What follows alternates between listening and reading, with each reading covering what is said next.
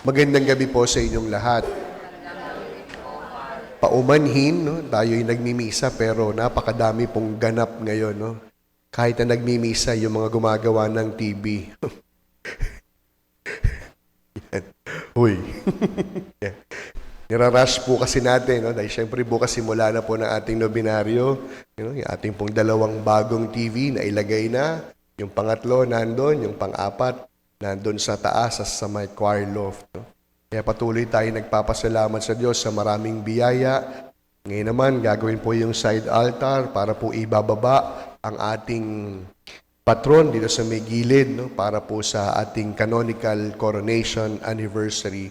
Alam niyo, nagpapasalamat ako particularly, inaalay ko itong misang ito bilang pasasalamat sapagkat nakatanggap po ako ng balita na bukas inaanyayahan po tayo na magtungo po sa City Hall upang saksihan ang pag-approve ng resolution na ang ating tatarin dito sa Peña ay official festival na ng Paco, Manila. No?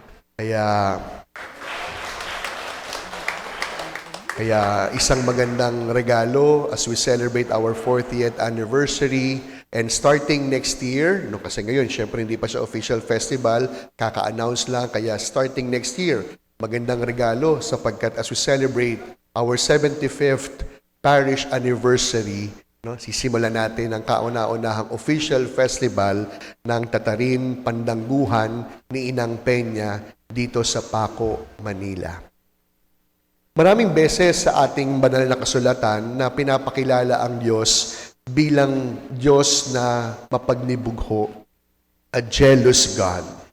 Kapag sinabi nating jealous God, ito po yung Diyos na hindi dahil insecure sa kanyang sarili, kaya siya seloso. Kundi, He is a jealous God. Bakit? Sapagkat hindi niya ibig na tayo ay malinlang ng pekeng Diyos sa buhay natin. Kaya kung ating titignan, bakit nga ba seloso ang Diyos? Ano ba ang kahulugan ng kanyang pagseselos? Una, hindi po ibig ng Diyos na mahumaling tayo sa maling Diyos na ating nakikilala. Hindi po nais ng Diyos na tayo ay mapaniwala ng huwad na Panginoon sa ating buhay. Anong ibig sabihin?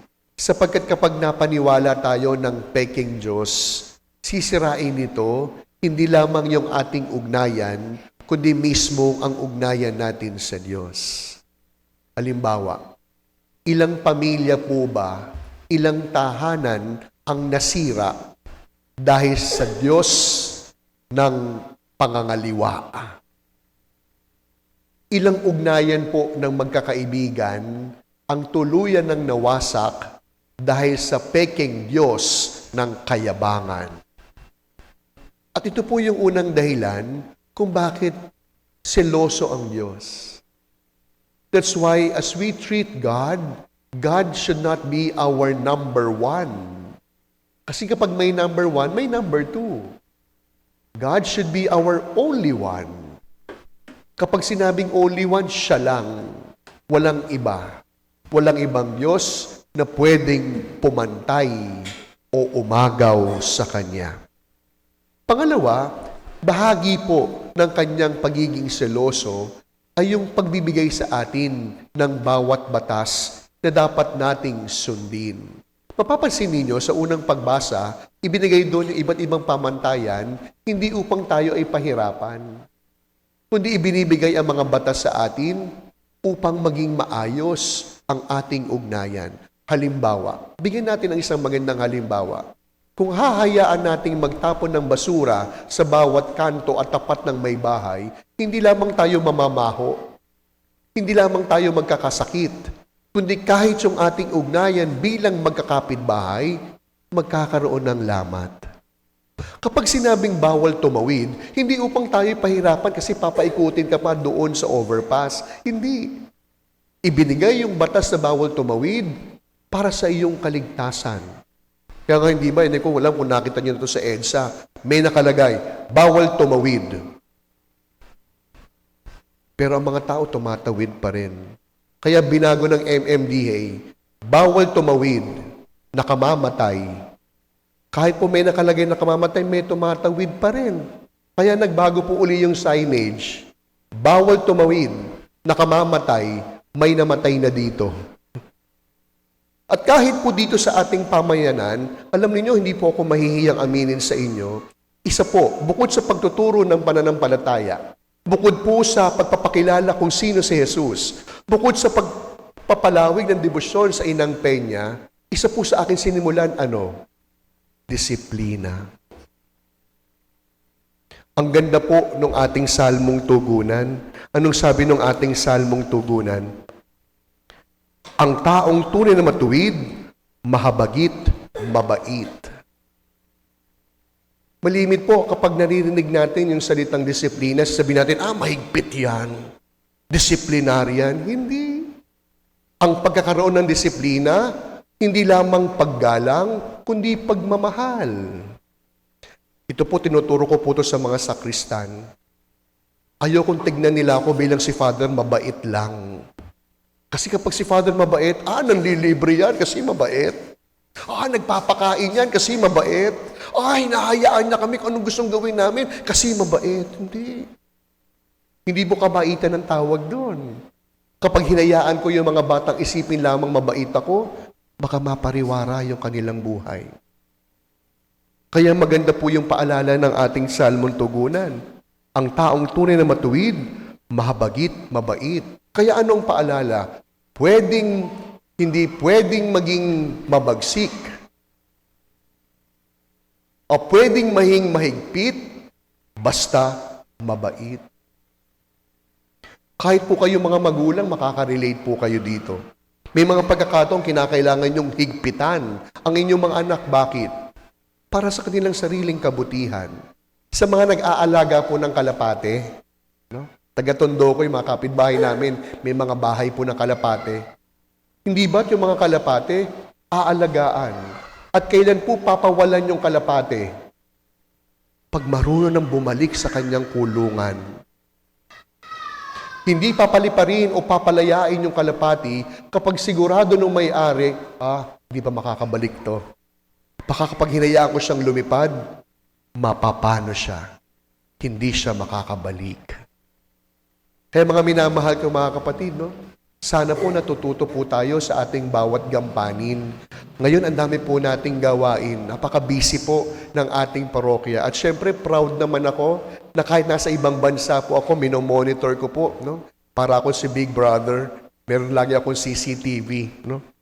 Kaya nakikita ko sino yung mga nagsisimba kahit wala ako nung wala ako dito. Pero sabi ko, nakakatuwa. Kahit wala ako, tuloy ang takbo ng parokya. Kahit wala yung kura paroko, nagagawa yung kanilang mga tungkulin at responsibilidad. Kaya hindi ko pwedeng sabihin, ako lang ang dahilan kung bakit maayos ang Peña. Hindi ko pwedeng sabihin yon. Kasi kahit pala wala ang kura paroko, tuloy ang buhay ng pamayanan. Bakit? Dahil may disiplina. Dahil may batas na dapat sundin, hindi upang katakutan, kundi upang maging ugat ng pagmamahalan. Kahit naman po sa loob ng tahanan, hindi ba? Meron kayong mga batas na pinapatupad. Bawal mag-text kapag kumakain.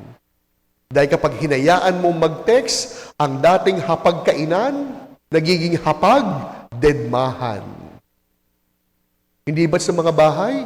O anak, pag-gising mo sa umaga, ligpitin mo na yung pinaghigaan mo. Ang sasagutin ng mga nanay, walang ibang magliligpit dyan.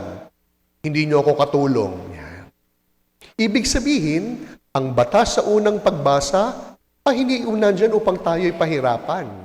Kundi ang batas sa unang pagbasa, magbibigay saysay sa ating ebanghelyo, nang sa gayon, mas mamahal natin ang Diyos nang ayon sa Kanyang inaasahan sa atin. Kaya sa pagpapatuloy po ng ating pagdiriwang, huwag po natin ayawan yung bawat batas na ibinibigay sa atin. Sabi ng isang sakristan, Father, ang Diyos po mas mabait. Sabi ko, bakit? Kasi po yung utos niya, 10 lang. Yung nanay ko po, napakadami. Pero huwag natin tignan yung batas, hindi upang tayo'y pahirapan. Nariyan ang batas, hindi lamang upang tayo'y paalalahanan. Nariyan ang batas upang maging maayos ang ating ugnayan. Kaya sa pagpapatuloy po ng ating pagdiriwang, kagaya ng aking nabanggit, maraming dahilan upang tayo magpasalamat sa Diyos. Apaw-apaw na biyaya ang patuloy nating tinatanggap. At ang tanging paraan upang tayo tumanaw ng utang na loob, simple po lamang. Sundin ang kanyang bawat batas, isabuhay ang kanyang bawat paalala. Amen.